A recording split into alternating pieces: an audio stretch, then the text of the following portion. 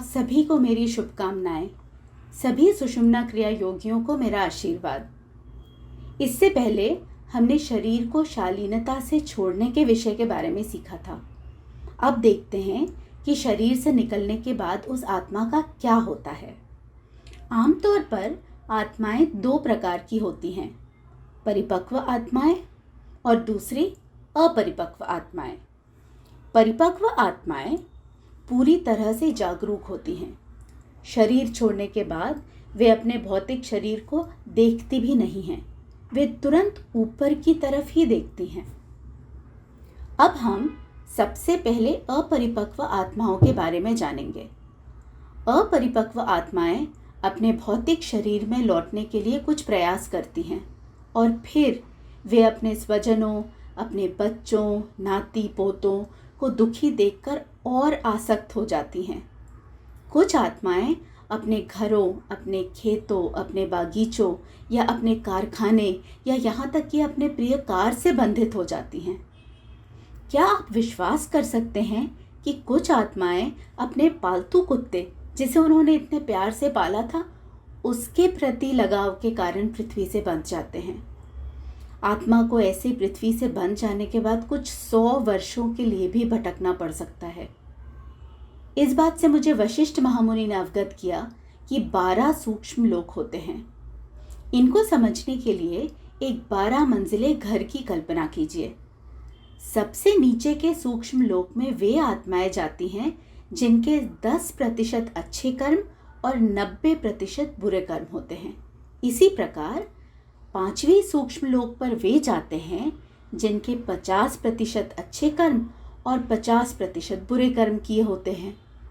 जब हम 9वें सूक्ष्म लोक पर पहुंचते हैं तो सिर्फ वे आत्माएं जाती हैं जिनके कर्म 90% अच्छे और केवल 10% बुरे होते हैं।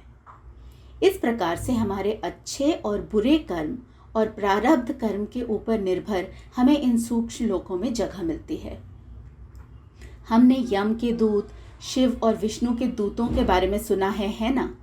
जो नीचे के सूक्ष्म लोक से आते हैं उन्हें यमदूत और जो उच्च लोक से आते हैं उन्हें शिव या विष्णु दूत कहते हैं। अब परिपक्व आत्माएं क्या करेंगी? शरीर से मुक्ति पाने के तुरंत बाद परिपक्व आत्माएं अपने गंतव्य सूक्ष्म लोक के मार्गदर्शक गुरुओं की सहायता से अपने निर्धारित लोक में पहुंच जाती हैं। इसके विपरीत अपरिपक्व आत्माएं भटकती रहती हैं।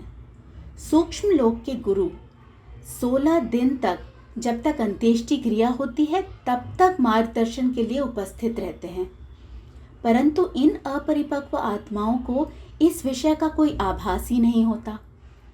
उसके बाद सभी मार्गदर्शक गुरु भी लौट जाते हैं। तब इन आत्माओं का उद्धार किसी और के आध्यात्मिकता या ध्यान करने से ही हो सकता है और ये अपने निर्धारित सूक्ष्म लोक में जा सकती हैं। प्रत्येक सूक्ष्म लोक के लिए मार्गदर्शक गुरु होते हैं। मान ले कि हमें उस सूक्ष्म लोक में जाना है जहाँ 90% अच्छे कर्म और 10% बुरे कर्म वाली आत्माएं हैं। आत्माएं जिन्हें हम पहले से ही इस जन्म से जानते हैं और जो उस सूक्ष्म लोक में हैं, वे भी मार्गदर्शक गुरुओं के साथ आते हैं। इस तरह अपरिपक्व आत्माएं कई साल या सैकड़ों साल व्यर्थ में गंवा देते हैं क्योंकि उनमें ये जागरूकता ही नहीं होती कि मार्गदर्शक गुरु उनकी सहायता के लिए उपस्थित हैं। लेकिन परिपक्व आत्माएं जो इस तथ्य से अवगत हैं, वे उच्चतर सूक्ष्म लोक के लिए बिना कोई समय नष्ट किए प्रस्थान करते हैं, जहां वे आवश्यक मार्गदर्शन लेके जल्दी से अपने प्रारब्ध कर्म को पूरा करके शीघ्र ही उस स्थान पर लौट आती हैं जहां से उनकी उत्पत्ति हुई थी। इसलिए प्रत्येक सुषुम्ना क्रिया योगी में ये जागरूकता होनी चाहिए कि वे अपने भौतिक शरीर को छोड़ने के तुरंत बाद पृथ्वी लोक से अनासक्त अपने मार्गदर्शक गुरु के साथ अपने उच्च सूक्ष्म लोक के लिए प्रस्थान करें।